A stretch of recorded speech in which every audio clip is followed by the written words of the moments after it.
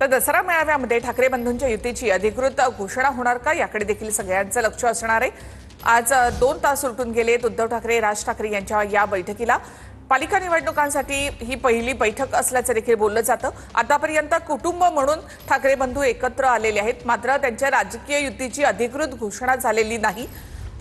याआधी उद्धव ठाकरे यांनी स्वतंत्रपणे अशा प्रकारे आम्ही पालिका निवडणुका एकत्र लढवणार या संदर्भात सूतोवाच करण्यात आलं होतं। राज ठाकरे यांनी देखील त्याला हिरवा कंदील दिला, मात्र दोन्ही नेत्यांकडून अद्यापही राजकीय युतीची घोषणा अधिकृतपणे करण्यात आली नाही। कोणाचाही आक्षेप नाहीये, त्यांनी एकत्र यावं, एकत्र येऊन महानगरपालिकेची निवडणूक घडवावी। आता बेस्ट कामगार संघटनेची निवडणूक त्यांनी घडवली होती, त्यामुळे आता अशी जी हवा पसरवण्यात येते की दोघे भाऊ एकत्र आ गए तो कुछ तो भी होने वाला है आणि नंतर लक्षात आलं कुछ भी नहीं होता है। मला वाटतं की एकत्र यावं म्हणजे हा विषय पूर्णपणे समाप्त होईल।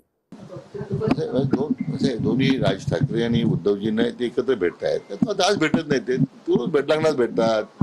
मला वाटतं मध्यंतरी कुठल्या लग्नात सणासाठी भेटतात, गणपती करता भेटतात, भेट जाऊच राहतात। त्यांनी काही असं आता ते काय भेटतात ते जराच ठरलं पाहिजे ना। पालिका निवडणुका संदर्भात काही महायुतीवर कुठलाच परिणाम नाही।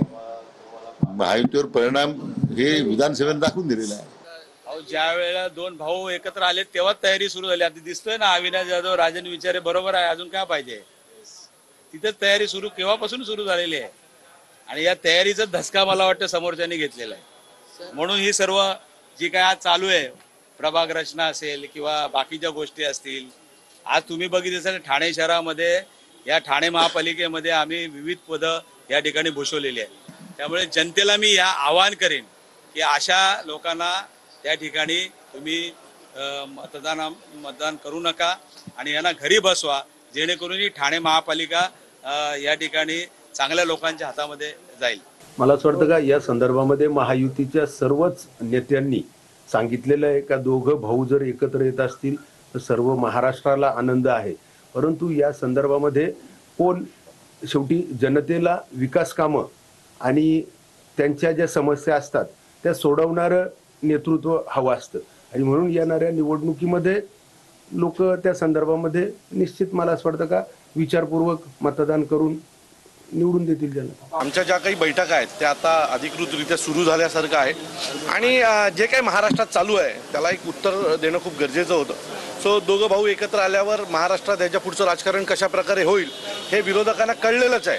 तो आम्ही आमच्या तयारीला लागलेलो आहोत आणि नजीकच्या काळामध्ये महाराष्ट्र नवनिर्माण सेना आणि शिवसेना दोन पक्ष एकत्र आल्याच्या नंतर काय घडू शकतं हे संपूर्ण महाराष्ट्र आणि संपूर्ण देश पाहिल्याशिवाय राहणार नाही। सो त्या दृष्टीने या बैठका आमच्या आता सुरू झाल्यात। ही लोकशाही आहे, लोकशाहीमध्ये सगळे पक्ष अनेक वेळा भेटतात, नेते भेटतात, चर्चा होत असते, त्याचं स्वागतच केलं पाहिजे ना आपण। राज ठाकरेंना महाविकास आघाडीत घ्यायचं किंवा नाही या सगळ्या संदर्भात देखील गेल्या काही दिवसांपासून चर्चा सुरू आहेत, या बाबतीत काय पुढे? माझ्या कानावर अशी काही चर्चा आलेली नाही। काय राज ठाकरेंचं स्वागत केलं जाईल महाविकास आघाडीमध्ये? प्रस्ताव तर येऊ द्या ना, सगळे प्रस्ताव आल्याशिवाय मी कसं बोलणार? प्रस्ताव तसा कुठला बघूया ना, आता ह्या क्षणी काही प्रस्ताव आलेला नाहीये। जेव्हा प्रस्ताव येईल तेव्हा अर्थातच बोलू आणि समविचारी पक्षांबरोबर आमची नेहमीच जायची तयारी असते। त्यामुळे आम्ही चर्चा करणारे, लोकशाहीवर प्रेम करणारे, विश्वास ठेवणारे लोक आहोत।